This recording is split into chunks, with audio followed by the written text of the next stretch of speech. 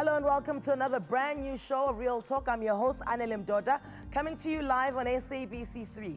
We are halfway into Child Protection Week, which seeks to raise awareness and mobilize communities to care and protect children. Later on in the show, we'll be chatting to the Women and Men Against Child Abuse about the plight of abused children.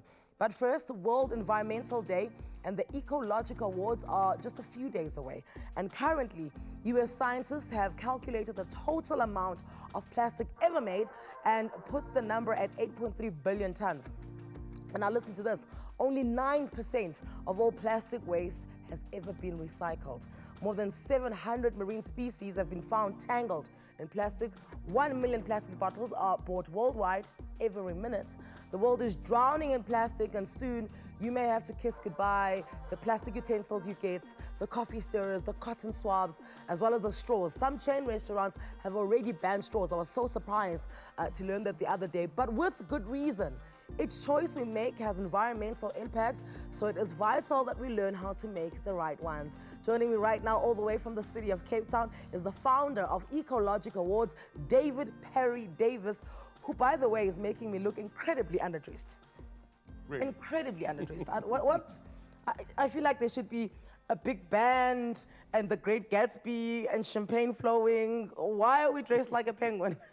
Anele, basically, at the awards, we invite people to come either dressed in glamorously green, to show respect for nature and say that nature is beautiful, or come dressed in their alter ego. So how do you connect with nature? That's how you come dressed.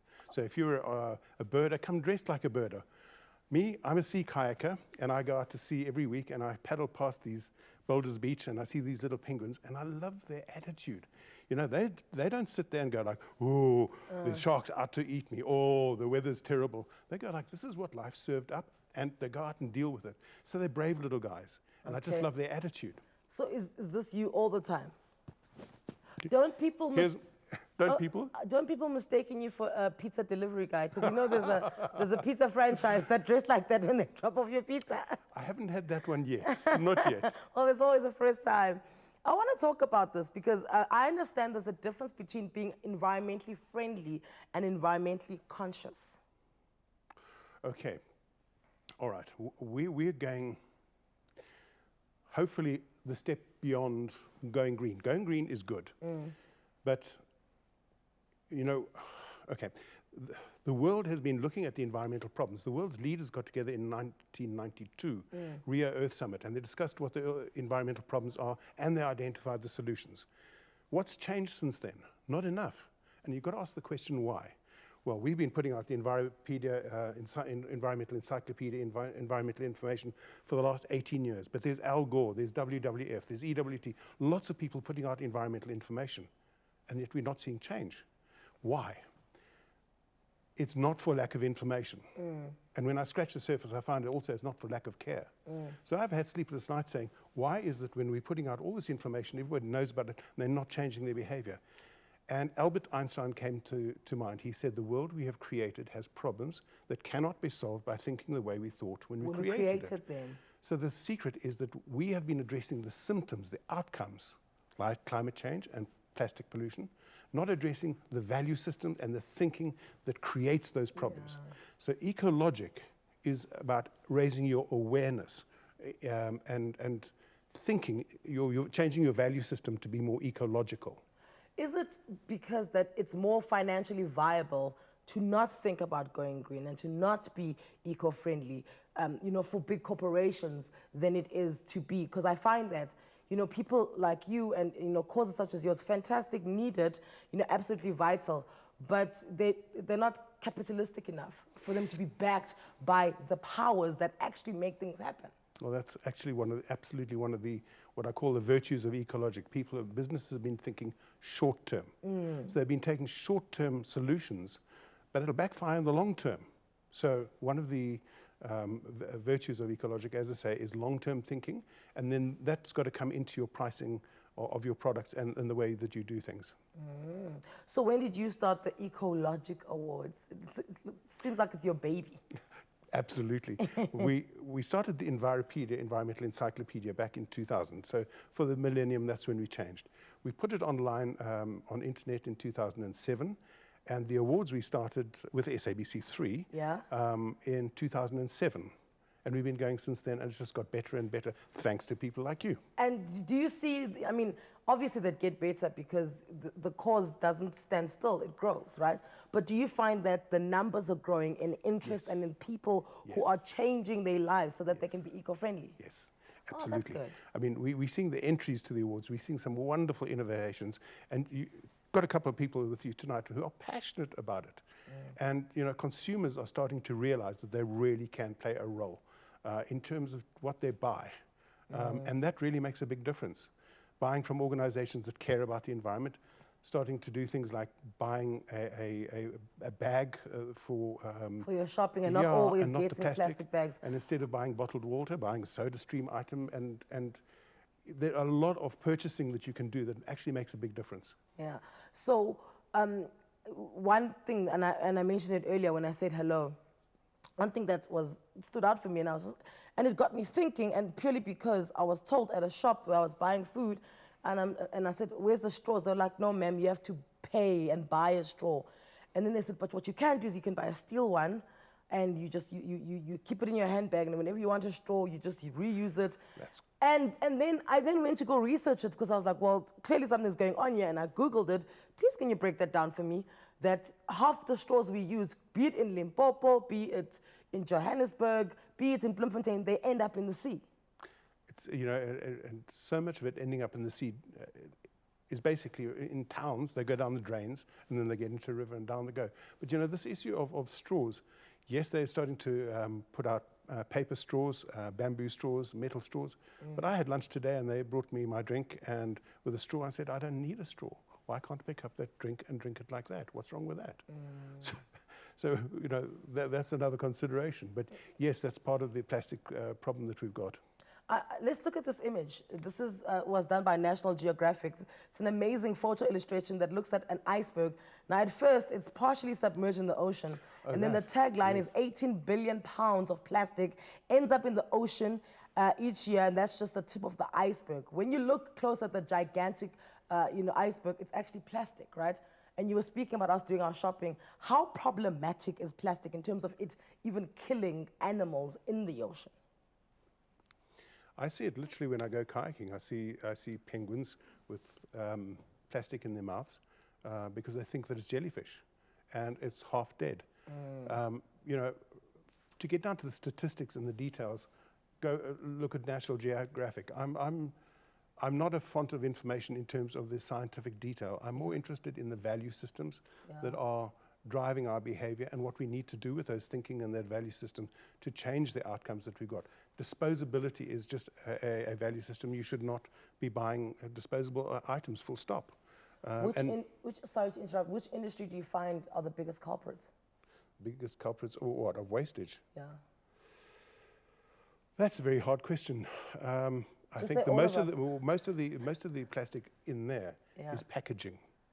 So it's the packaging industry, which is all your retail outlets. So that's the majority of the plastic waste that we're seeing is packaging. And the tourism, because that's how we served food when we're traveling, you know, when you're in a plane. And in retail stores, you know, your food being over-wrapped and over-packaged.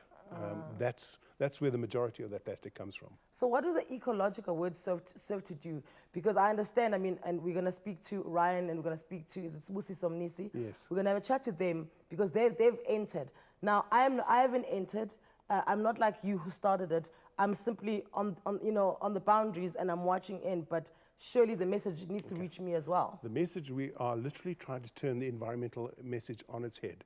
Before, the messages that were going out was doom, gloom, we're all going to die.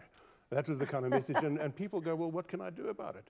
So in the first instance, and also businesses going, oh, it's too expensive to go green. Exactly. Well, firstly, we're seeing that this is a business opportunity because all the products that we've created need to be reinvented to be more socially and environmentally friendly. So there's business opportunity here to reinvent all the products that we've got. Secondly, instead of the doom and gloom, we're recognizing the fun side of it. So that's one of the reasons why we invite... The inclusive part of it. Absolutely, absolutely. Part of it. So there's business opportunities. It's cool, it's sexy to go green, and we can have a lot of fun with it as well. as we do at the awards, as you'll see people coming dressing up, seeing the CEO dressed as Tarzan. It's quite fun.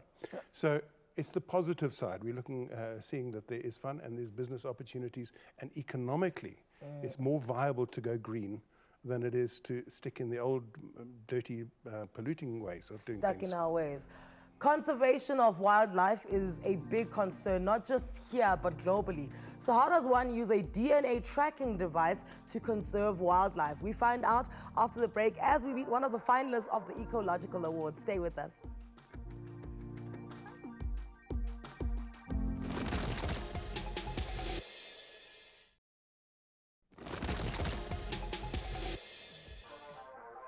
And welcome back to Real Talk with Anele right here on SABC3. Thank you so much for joining us. For many of us living in towns and cities, wildlife is often something you watch on television or get to see when you visit the parks, or maybe see on your money. What you may not know is that life on Earth has suffered 5 mass extinctions of biodiversity in its long history, caused by massive volcanic eruptions, deep ice ages, meteorite impacts, clashing continents, and climate change. But some scientists believe a 6th mass extinction has now begun. The air you breathe, the water you drink, and the food you eat all rely on biodiversity. But right now, it is in crisis mode because of us. What does this mean for our future, and can we stop it?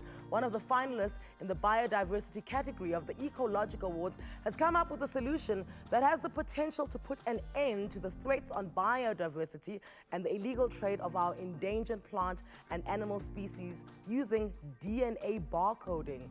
I sound like I'm speaking like I know what I'm talking about, hey? So I don't. So both you and I, let's have a look. Wildlife crime is one of the more challenging problems facing the developing world.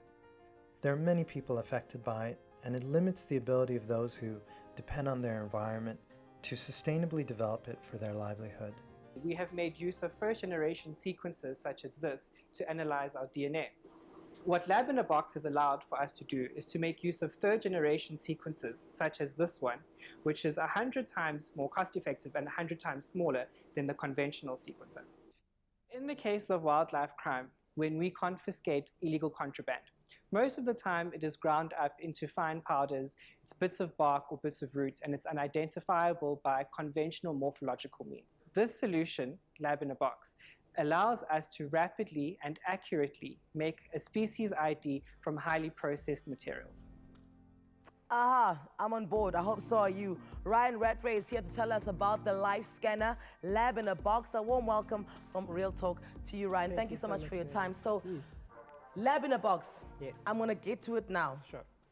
I want you to explain something just so you can bring us up to speed. Can you break down what biodiversity is? Wow, that's huge, because Is it biodiversity is huge. I mean, biodiversity refers to the interactions of all the plants with the animals, with the air, with everything. Insects, everything working together in cohesion is biodiversity.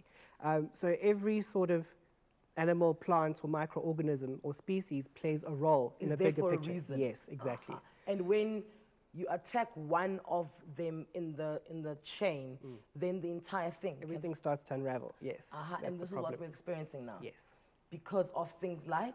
Poaching and wildlife crimes, such as trafficking, illegal bushmeat trade.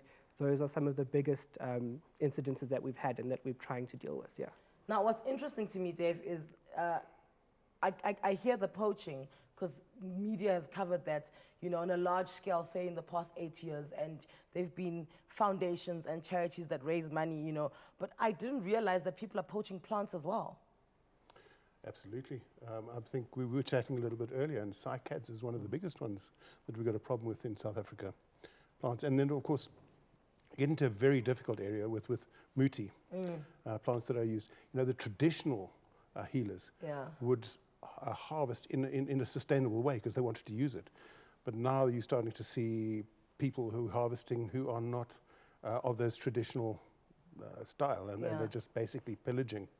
And that's a major problem. So what does Lab in a Box do, and how is it going to help us kind of, you know, stop this? Okay. So in conventional times, I mean, a lab a wet lab that you would actually process samples would be as big as a studio. Yes. It's pretty big. And we'd all be wearing white suits Exactly. and goggles, and I'd have a beaker. Yep, safety first. Of course. So, but essentially what Lab in a Box offers is the entire workflow that you would have for DNA sequencing in our case, scaled down into a box that could fit on a tabletop in front of you, which you could use in some of the most remote places in the world. And this is highly beneficial. So let me give you a scenario. Please. So let's say you are at R Tambo International Airport. You've scanned a bag and something doesn't look too good in this bag, so you put it aside. You open it up and you find some seeds and some powders that you find there. And now you think, okay, first of all, this shouldn't be coming into our country. Yes. But because there's no morphological features, we don't know what it is. So we take our Lab in a Box, we extract the DNA, we then do our scientific workflow, and we get that sequence. And from that sequence that we get at the end, the barcode as such can tell us exactly what species that seed or that powder belongs to. And we as officials, or the officials that are working on the case, can know, do we go and find this guy, hold him back? Do we have to detain him? What do we do further based on chain of custody and law enforcement? And this is something that you've come up with, hence you are... No, this is not what I've come up with. Yeah. So this concept was created by Sajeevan Ratnasingham from the University of Guelph in Canada. And we work very, very closely with him since 2006. We've been working with him on the Barcode of Life project, which was getting using DNA to generate barcodes for all this, well, most of the species in the world. So we're still trying to achieve that, but we've done pretty good work. So we've known him since then, and he saw an opportunity to help biodiversity, to help law enforcement officers, to help NGOs based on the technology that we are seeing and that we are using. So DNA barcoding has come from a very small sort of technique back then to something so major now, and this is how we're changing that technology to help people across the world. So is he a nominee? Is he a finalist? He's one of the 5 finalists in that category. Oh my word, if he's nominated, I'm also interested in the other 4 now. So diverse. It is, right? And I mean, when we get to youth as well, ranging from a 10-year-old who's basically raised 175,000 rand, 10-year-old, to save rhinos. This little kid gets up at 4 o'clock in the morning to have a Skype conversation with kids in China to say, this is what's going on, goes back to bed, goes to school the next day. Talk about dedication. So, you know, we get such inspiring innovations coming in across these 14 different categories that we've got.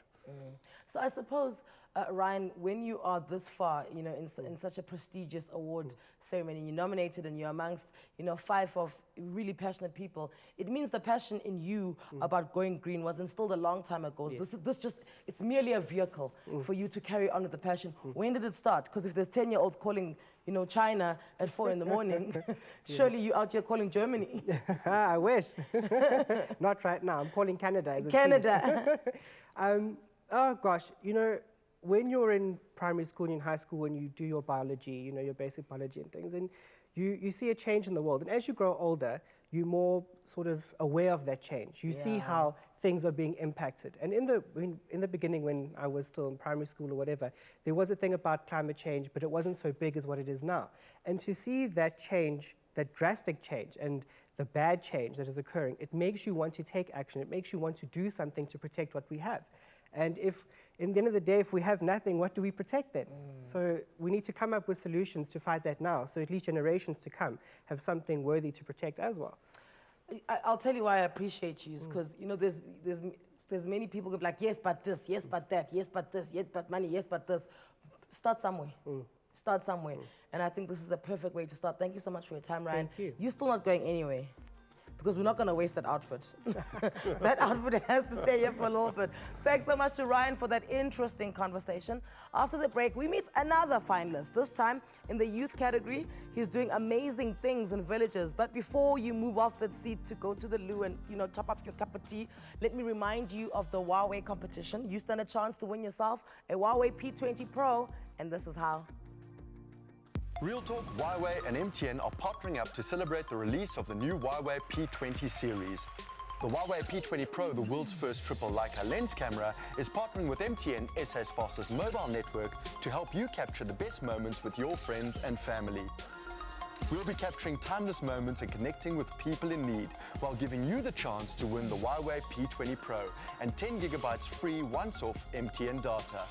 So tune into Real Talk for your chance to win.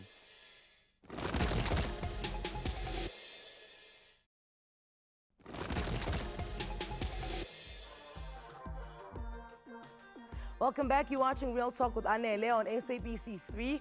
We with David Perry Davis. We're chatting about the Ecologic Awards happening next Tuesday, the 5th of June.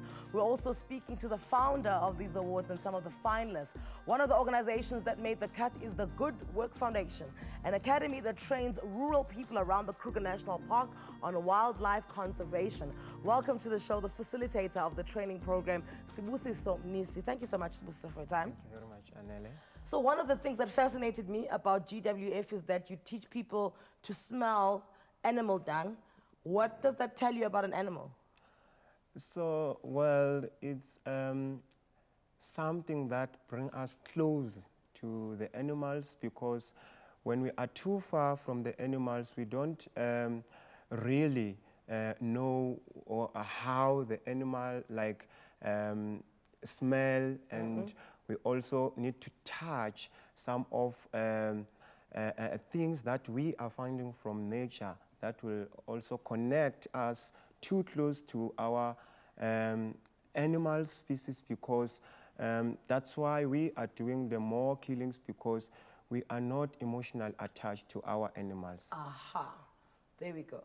So by us knowing, you know, the animals through the cow dung or the animal dung rather, it's knowing what they eat, how much of it they're consuming, therefore also informing us about the plants that we should be making sure that it's always available in the wilderness. Exactly. That also helps us when we are doing trekking. So when you, like with a guest in the bush and want to see one of animals of your interest, so for finding those dungs down there, you can just pick and feel them, look at them very carefully. It will tell you that what kind of an animal that was there earlier on. So why does, you know, an initiative and an academy like this, why does it make the cut for the, you know, for the Ecological Awards? Okay, so this is the Youth Awards. So we're looking at people, youth, and what the youth are doing for the environment. Sibusiso comes in as youth this year, but I would imagine in the not too distant future, he's going to come in as an eco-warrior. He's passionate about what he does, and he seems to be a born teacher, the way he communicates, and he does it very naturally with you know, these kids. And he's basically inspiring other kids to learn about nature. And the conversation we had a little bit earlier was about how kids come into his care initially and how they leave. And there's a transformation that happens there, and he facilitates that. So that's the reason he's come in as one of the youth.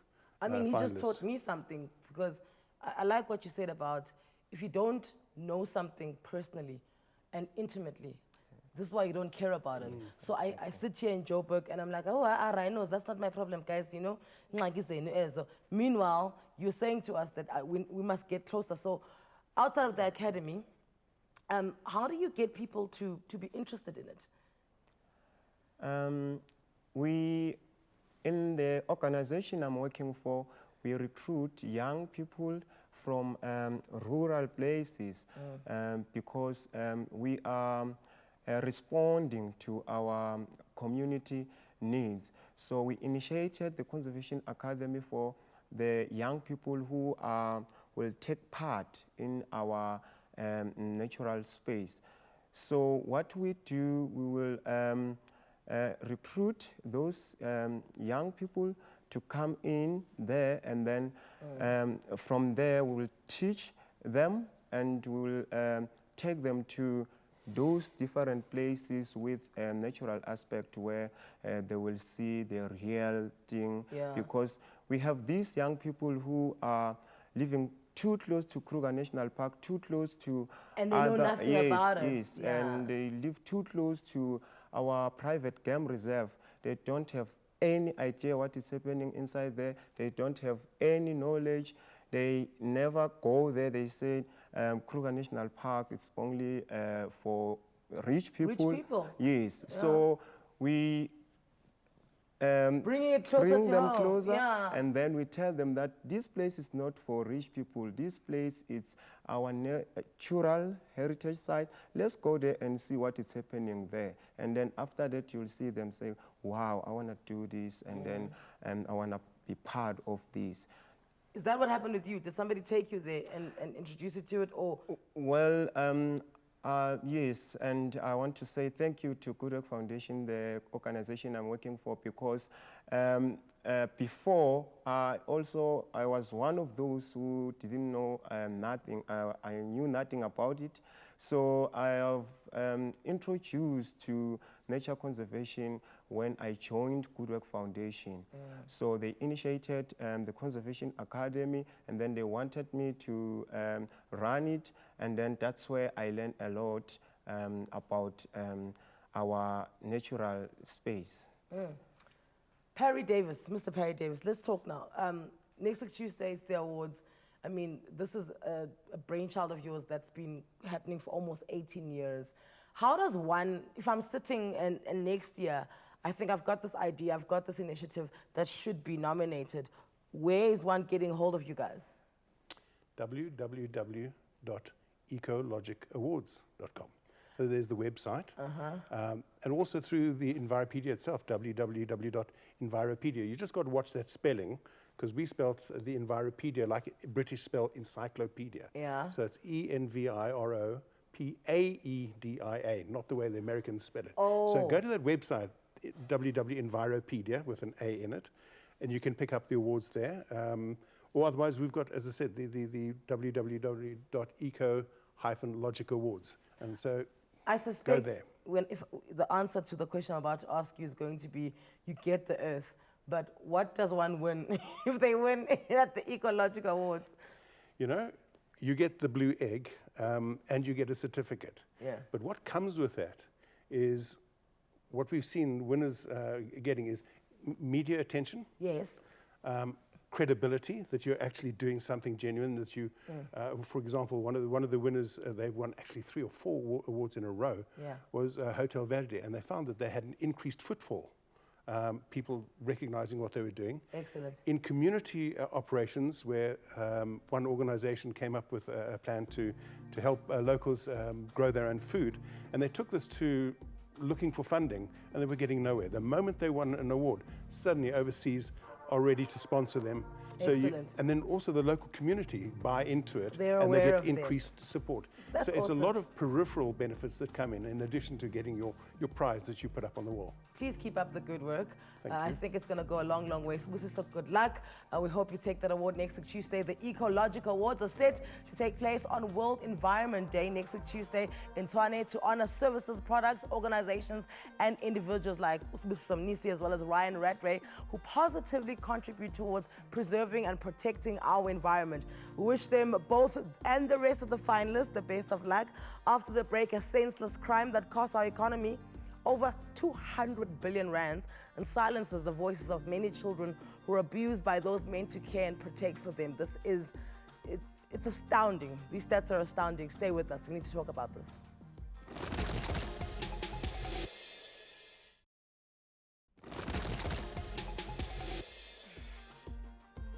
Many South African children have experienced sexual, physical, and emotional abuse at some point in their lives before they turn 18. The Gauteng High Court hears many criminal cases, but what stood out recently is the high number of cases involving child abuse and murder. And in the dock are the very people who were supposed to protect and care for them. 4 organizations came together to mark 100 years of caring for children and created a memorial for all the children who died due to abuse, crime, dumping, and neglect over the past 100 years. Some of the most notable cases in the media have been the likes of Baby J, Poppy van der Merwe, as well as Courtney Saunders.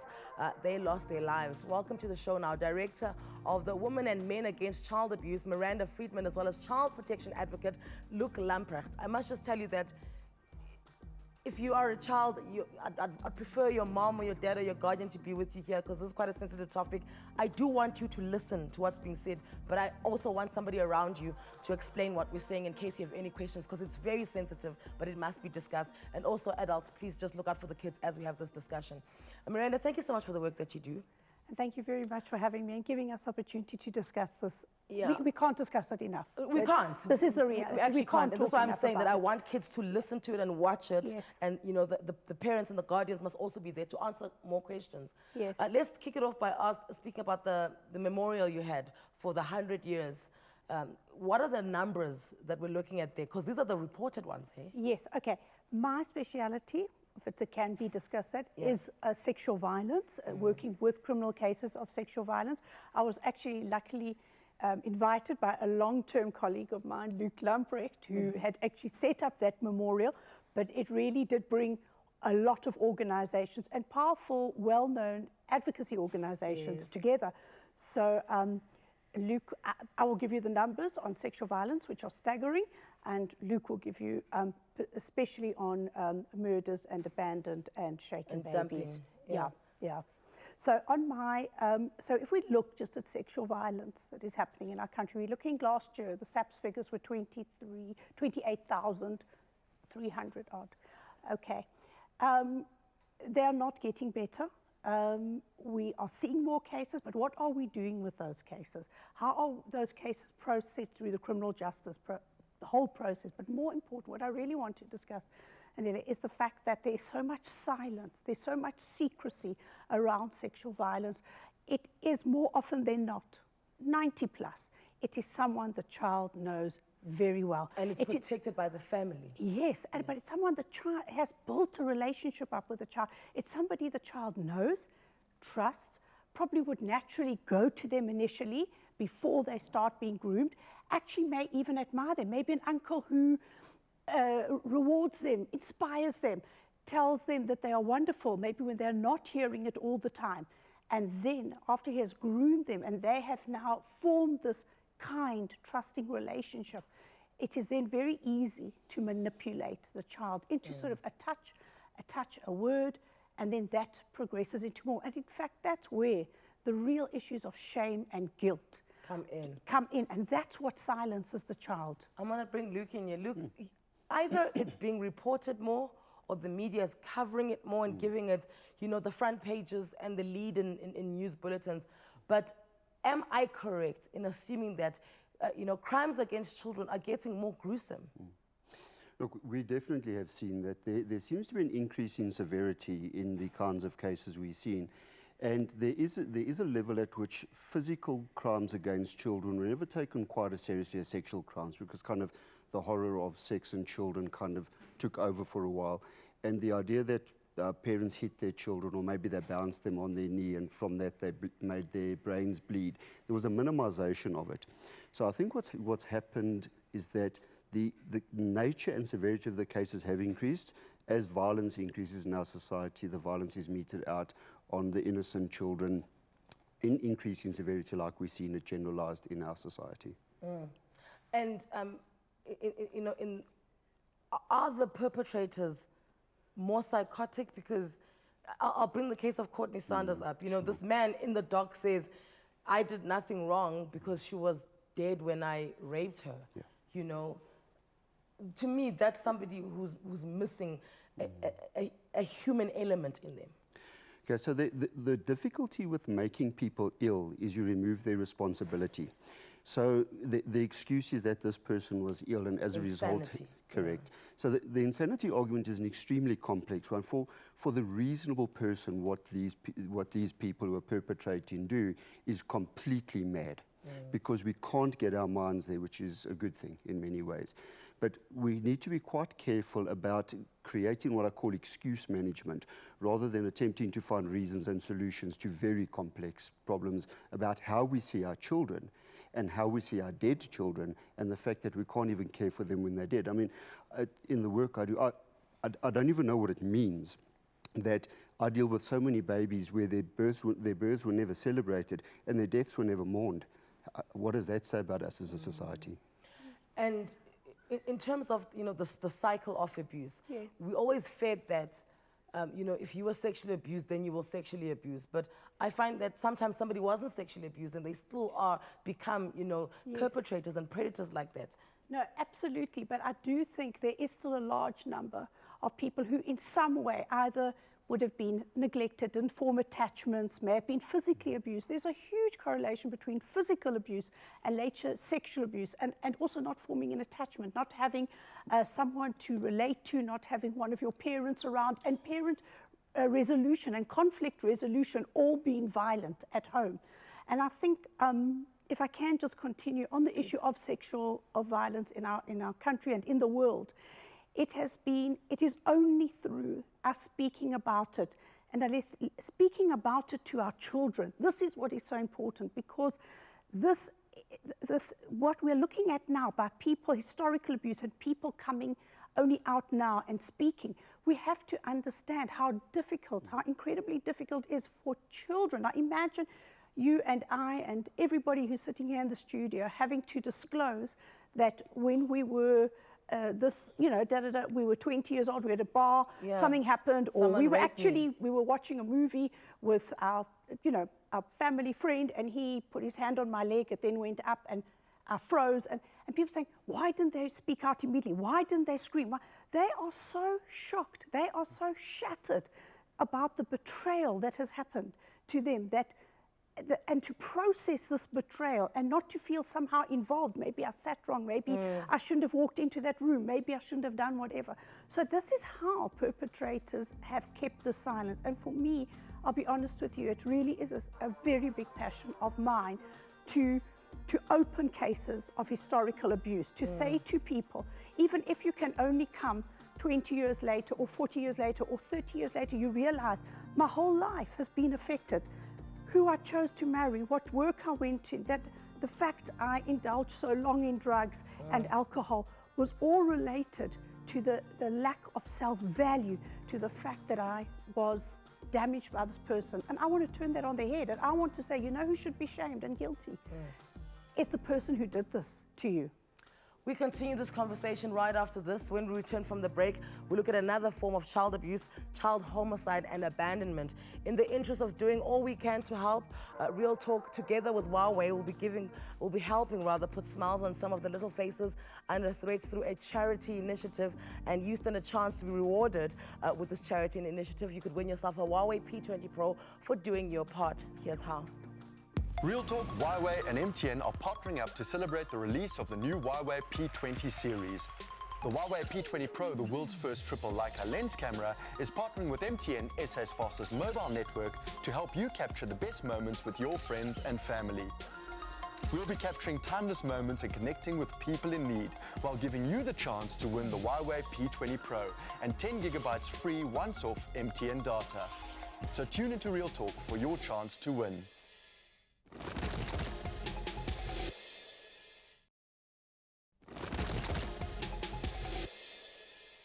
In South Africa, 10 babies are abandoned every day. Most of the time, they're found in back alleys, in garbage bags, or even in toilets. Here in Johannesburg, this local Baptist mission took a difficult decision to actually facilitate the act of abandoning a child. They set up a so-called baby bin. It is estimated that around 3,500 children are abandoned annually in South Africa, dumped in dustbins, gutters, dumps. Newborn babies are becoming a large part of non-natural, undetermined deaths in the 0 to 4 year age group. And sadly, aborted or miscarried newborns being disposed accounts for 60% of undetermined deaths. Now, Luke, we didn't have the stats 3 years ago for this, but now we do. You did a study on this. What did you find? One of the big challenges with the study is very simply there's a definition called concealment of birth, which is where children are discarded and they die, but we don't know if they've breathed yet.